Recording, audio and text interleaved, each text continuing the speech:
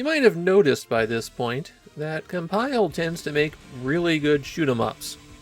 A lot of their design philosophy seems to be tons of options for experts to work with, but approachable enough that anyone can play it. In the case of Seirei Senshi Spriggan, or Spirit Soldier Spriggan, it feels like Compile decided to go for the ultimate shoot-'em-up. Every single thing that they could think to put in a shooter piled high to the sky. Spriggan has some odd history behind it. It started out as an Alesta game. The fantasy theme was always going to be there, it was just going to be Fantasy Alesta. But they abandoned that plan and Spriggan became its own series. Spriggan is also the inaugural game in Naxat Soft's Summer Carnival series. Yeah, it's the one that doesn't have Summer Carnival in the title. If you've been watching these videos as a series, then you're likely already familiar with the Hudson Caravan series. Probably because I talked about it 2 episodes ago. In 1985, Hudson started touring Japan in the summer months, demoing their new games, and more memorably, holding competitions, particularly with their shoot-'em-ups. In fact, some of Compile's earlier work was the competition game at a previous Hudson event. Well, in 1991, Naxat decided to get in on this. They didn't run these events very long, just 3 years, but it doesn't seem like they stopped because the shooters were bad. One more thing before I get into the meat of Spriggan. Something that I've noticed as I've gone through the PC Engine library is that there's been a definite downgrade in the quality of talent they've gotten to voice act the characters. It started out with some of the biggest names in voice acting in Japan, and then it went down to professional actors, but mostly the people who play bit roles in episodes. Spriggan went big for their 2 leads. The main character and pilot of the Spriggan that you see on screen is played by Ryo Horikawa, and he's best known internationally for playing Vegeta. The pilot of the assistant Spriggan that you'll see from time to time is played by Hiromi Tsuru, and she played the female lead in more things than I can count in the 80s and 90s, but most relevant to her co-star, she played Bulma. And the villain is played by Daisuke Gori, one of the Eternal Tough Guy voices, and most relevant to his co-stars, he played Mr. Satan. Naxat did not skimp on the talent for this one. The plot of Spriggan is that there is an evil empire and it's attacking all of the neighboring kingdoms, so you and your partner get into your magic-powered mechs and fly off to destroy everything that stands between you and the Emperor. The thing that makes Spriggan really stand out among other shooters is the sheer quantity of weapon options. The way that it works is that there are 4 different colored orbs that will drop from enemies. Blue, green, red, and yellow. You can have up to 3 orbs at the same time. Every possible combination of orbs is a unique weapon.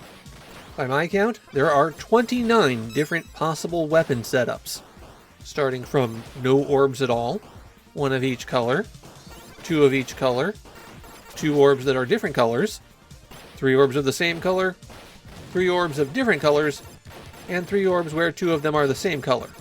It all adds up really fast. On top of that, the behavior isn't necessarily what you expect. Vaguely, green orbs give you large wave shots, blue orbs give you swirling sparks, red orbs give you tracking fireballs, and yellow orbs give you spread bullets. But when you combine these together, they don't necessarily stick that way. Which color orb dominates the effect is kind of random. Now for the 1 and 2 orb combinations, those are usually weaker versions of the 3 orb. So really I'd say there's only 14 weapon combinations that you really need to know. Yeah, that's still way too much for people to reasonably keep track of. Until you master Spriggan, you're pretty much going to have to find something that you like and then try to lock in on that. There are a couple of points in the game where it's helpful to have particular kinds of weapons, but usually you can get by with whatever you have. Collecting orbs is a first in, first out situation. When you get your 4th orb, you lose the first one that you had. However, there's another way that you can handle your balls. By pressing button 1, you can launch the most recent one that you've collected as a bomb. All four of them are the same effect, a big cloud explosion. It's just the color changes depending on which orb got thrown. Since you can only carry 3 orbs, you might as well toss a bomb right before collecting another one, unless you're trying to control which weapon you have. Now when I'm describing shooters, I like to break down all of the weapons and give you my general recommendations for them. It is one of the key things that differentiates shoot-em-ups after all. There is way too much going on in Spriggan for me to be able to do that.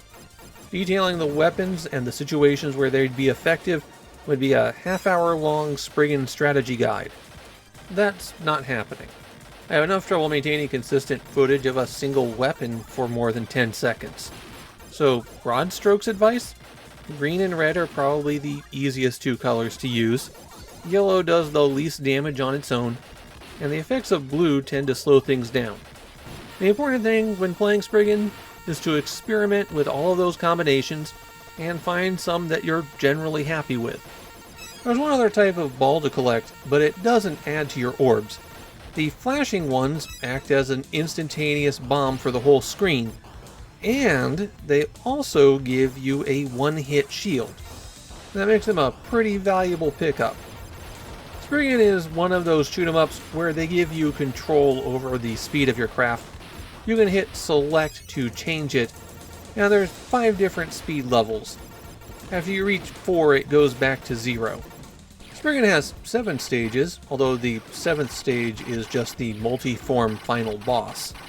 And they give you infinite continues to get through the whole game. Of course, toward the end of the game, you're going to have a really tough time powering up before you get destroyed. When you die, you drop any of the balls that you're carrying, which means it's sometimes possible to recollect them.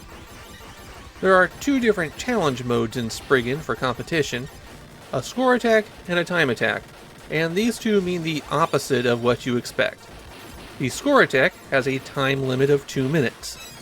The time attack wants you to reach a score of 1 million points in the least amount of time. Both of these modes have unique stages, and they add the familiar purple orbs from other Compile games that are worth additional points if you manage to collect them. The opinions on Spriggan that I found from Japanese fans were generally positive, but not excessively so. I found multiple people who mentioned that they thought the game was overwhelming, and that they struggled to get past the first stage. And I'm a bit more positive on this. I wouldn't put Spriggan at the top of the Compile shoot-em-up list. It does have a bit of an identity crisis, where a lot of the game mechanics seem to exist for expert shoot-em-ups, but most of the enemy patterns and boss designs are more friendly to newcomers. I think what it comes down to with Spriggan is, are you willing to just play around and experiment? Because that's what you have to do in order to get a handle on the weapon system. I think it's fair to say Spriggan is the most ambitious shoot-em-up released on a console to this point. But that ambition also created an enormous wall for people to get over.